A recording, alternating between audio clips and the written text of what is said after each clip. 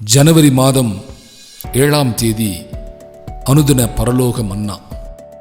தீத்து 3ஆம் அதிகாரம் 2ஆம் வசனம். ஒருவனையும் தூஷியாதே.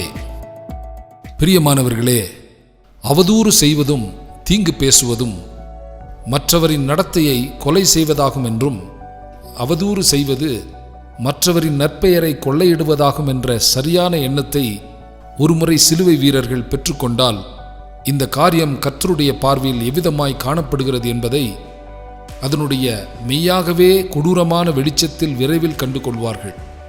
இக்காரியத்தை உண்மையான தெய்வீக நோக்கத்துடன் ஒரு தடவை பார்ப்பது மாம்சம், பிசாசு ஆகியவற்றின் அவ்வித கிரியைகளை மேற்கொள்ளக்கூடியவர்களாகும்படி புது இருதயம், மனம், சிந்தை ஆகியவற்றை மிக அதிக சுறுசுறுப்பாய் வேலை செய்யும்படி தூண்டிவிட வேண்டும். கர்த்தருடைய மாதிரியின்படி அவன் இருதயம் சுத்தமுள்ளவனாயிருக்கும்படி பழைய புளித்த மாவாகிய பகை, விரோதம், வஞ்சகம், தீங்கு பேசுதல் ஆகியவற்றை அகற்ற ஒவ்வொருவனும் தேடுவான். ரீப்ரிண்ட்ஸ் 3275வது பக்கம். அன்பானவர்களே, ஒருவனையும் தூஷியாதே. தேவன் தாமே இந்த வார்த்தை வசனங்களை ஆசீர்வதிப்பாராக. ஆமேன்.